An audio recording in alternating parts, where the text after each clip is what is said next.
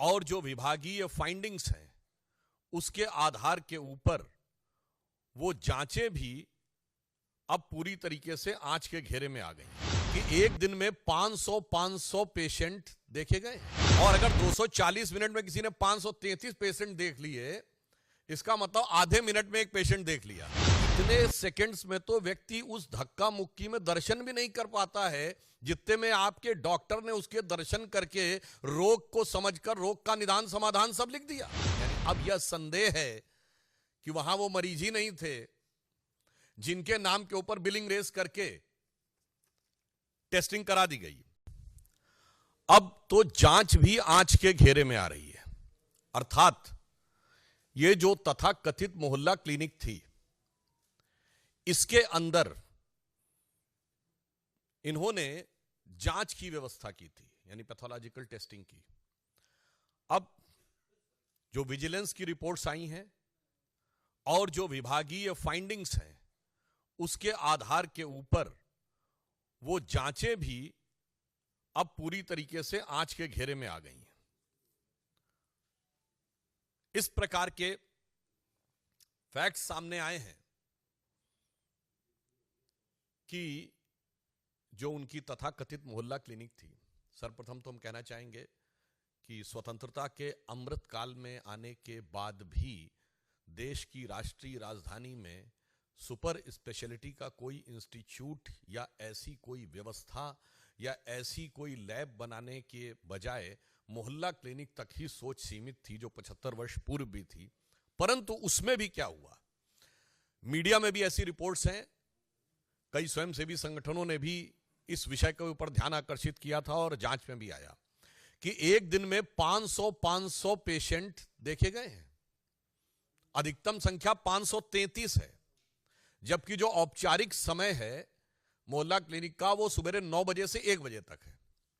अब आप इमेजिन करिए कि 9 बजे से 1 बजे तक 4 घंटे में कितने मिनट हुए, 240। और अगर 240 मिनट में किसी ने 533 पेशेंट देख लिए, इसका मतलब आधे मिनट में एक पेशेंट देख लिया, जिसमें एक पेशेंट का आना जाना, डॉक्टर का उसकी बात सुनना, असेसमेंट करना, जांच का पर्चा लिखना। महोदय, मैं कहना चाहता हूं कि जब त्योहारों के दिनों में बड़ी भीड़ होती है ना, तो आप जाते तो मंदिर में बड़ी भीड़ होती है, इतने सेकंड्स में तो व्यक्ति उस धक्का मुक्की में दर्शन भी नहीं कर पाता है जितने में आपके डॉक्टर ने उसके दर्शन करके रोग को समझकर रोग का निदान समाधान सब लिख दिया।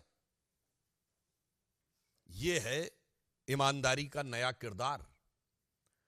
और टेक्निकली मैं पूछना चाहता हूं, यह वो सरकार है ना जिसने कहा था कि हम सीसीटीवी का पूरा जाल बिछा देंगे दिल्ली में, तो मोहल्ला क्लिनिक्स में सीसीटीवी है कि नहीं? और अगर हैं तो उन मोहल्ला क्लिनिक में उस डेट की सीसीटीवी फुटेज दिखाइए कि 533 लोग कहां लाइन लगाए हुए थे, क्योंकि मोहल्ला क्लिनिक तो छोटी छोटी स्पेसेस में है ना। तो 533 लोग अगर आए तो सीसीटीवी फुटेज में होना चाहिए ना। बस यही सब चीजें हैं जिसकी वजह से जांच की आंच से घबरा रहे हैं। और इसमें जो प्रोसीडिंग्स में बात आई है, मैं कोट करना चाहता हूं कि necessary discipline proceedings may be initiated against the project director OLS outsource lab services। महत्वपूर्ण बात यह है कि यह सरकारी एजेंसी नहीं कर रही है, यह सब आउटसोर्स है, यानी प्राइवेट एजेंसीज को जांच दे रखी है। And others of the OLS branch for non-compliance of the directions of the Honorable LG which could have led to the loss of exchequer। यानी अब यह संदेह है कि वहां वो मरीज ही नहीं थे जिनके नाम के ऊपर बिलिंग रेस करके टेस्टिंग करा दी गई।